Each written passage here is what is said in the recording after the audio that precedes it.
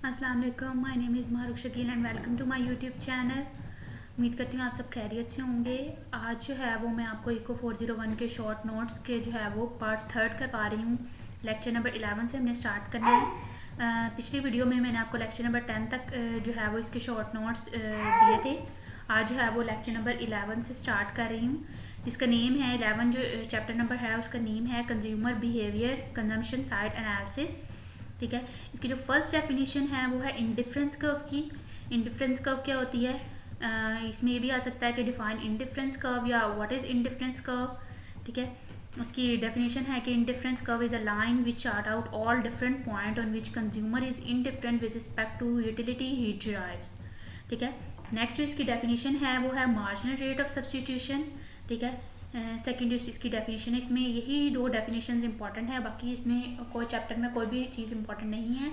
Next जो है वो है लेक्चर नंबर 12, जिसका नेम है consumer behaviour consumption side analysis.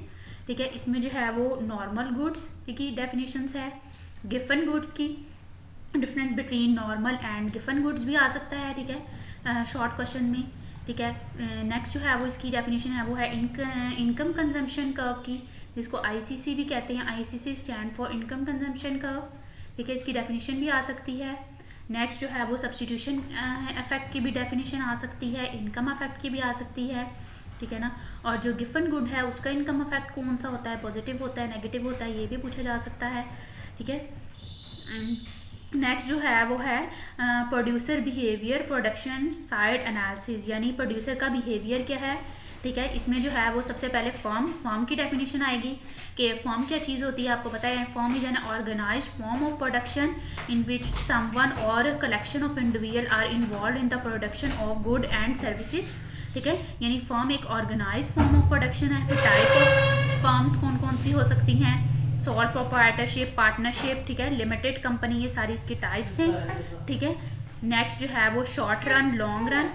Short run और लॉन्ग रन की जो है वो में डिफरेंस भी आ सकता है कि शॉर्ट रन क्या है, लॉन्ग रन क्या है।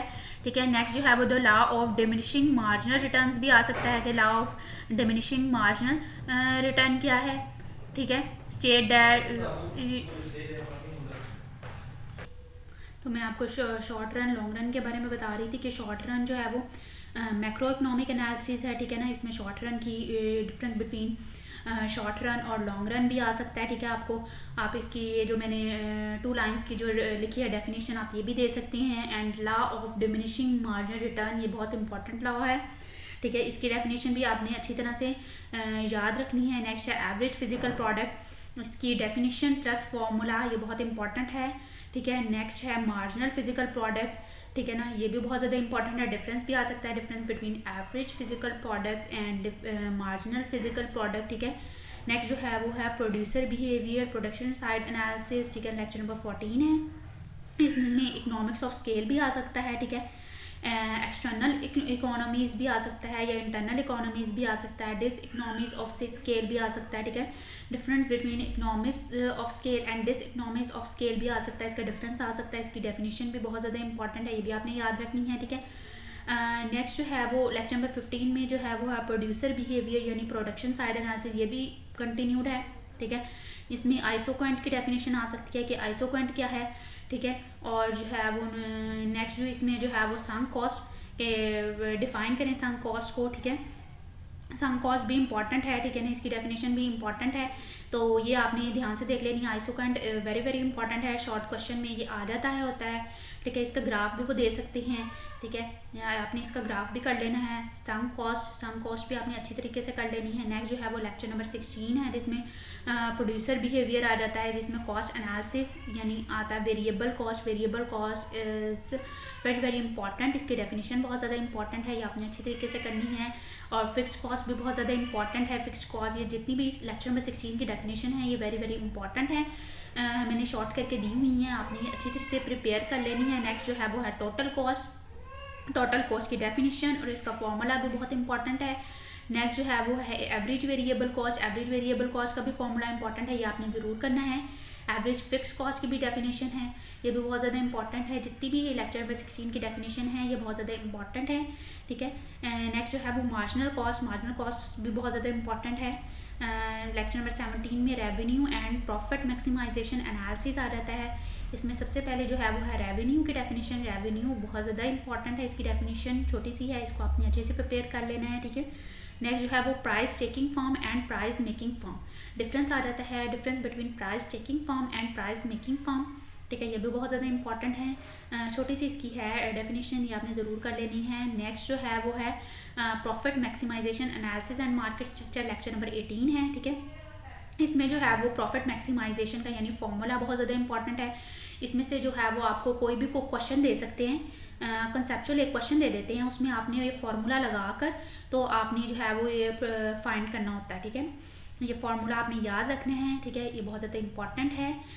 नेक्स्ट जो है वो मार्केट स्ट्रक्चर कौन कौन से हैं, ये 4 मार्केट स्ट्रक्चर हैं। एक है perfect competition, monopoly, monopolistic competition and oligopoly, ठीक है। ये भी बहुत ज़्यादा इंपॉर्टेंट है। परफेक्ट कंपटीशन की यहाँ पर जो है वो 4 पॉइंट्स दिए हुए हैं, ये भी आ सकते हैं आपको। परफेक्ट कंपटीशन की डेफिनेशन आ सकती है, ये भी आपने करनी है, ये भी इंपॉर्टेंट है। नेक्स्ट जो है वो कंसंट्रेशन रेशियो भी बहुत ज़्यादा इंपॉर्टेंट है, इसकी डेफिनेशन भी आपने जो है वो अच्छे तरीके से कर लेनी है, ठीक है ना।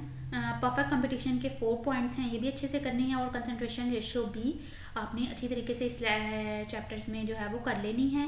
नेक्स्ट जो है वो लेक्चर नंबर 19 है, जिसमें मार्केट स्ट्रक्चर है, इसमें एलोकेटिव एफिशिएंसी भी बहुत ज़्यादा इंपॉर्टेंट है, इसकी डेफिनेशन, इसका फॉर्मूला, ठीक है। नेक्स्ट जो है वो प्रोडक्टिव एफिशिएंसी भी इंपॉर्टेंट है, ठीक है। प्रोडक्टिव एफिशिएंसी भी आपने अच्छी तरीके से कर लेनी है, ठीक है। मोनोपोली की डेफिनेशन भी कर लेनी है। How can a monopolist retain its monopoly, ये भी बहुत ज़्यादा इंपॉर्टेंट क्वेश्चन है कि मोनोपोलिस्ट कैसे अपनी मोनोपोली को रिटेन करता है, ये भी पेपर में आ सकता है, आपने अच्छी तरीके से ये कर लेना है। इसके 2 पॉइंट्स मैंने लिखे हैं, 5 थे, तो आप कोई भी से भी 2 या 3 कर सकते हैं। नेक्स्ट जो है वो है लेक्चर नंबर 20 मार्केट स्ट्रक्चर, ये भी कंटिन्यूड है। इसमें जो है वो लिमिट प्राइसिंग का भी कॉन्सेप्ट है कि प्राइस को लिमिट कैसे किया जा सकता है, ये भी इंपॉर्टेंट है, ठीक है। आपने ये अच्छे तरीके से कर लेना है। और जो नेक्स्ट है वो है डिसएडवांटेजेस ऑफ मोनोपोलीज के डिसएडवांटेजेस क्या हैं मोनोपोलीज को यूज़ करने के, मोनोपोली जो है वो को यूज़ करने के क्या डिसएडवांटेजेस हो सकते हैं। 3 मैंने लिख दी हैं, आप और भी कर सकते हैं। तो यहीं तक था मेरा लेक्चर। अगर वीडियो पसंद आई हो तो लाइक कीजिएगा, शेयर कीजिएगा, चैनल पर नहीं हो तो चैनल को सब्सक्राइब कीजिएगा। अल्लाह हाफ़िज़।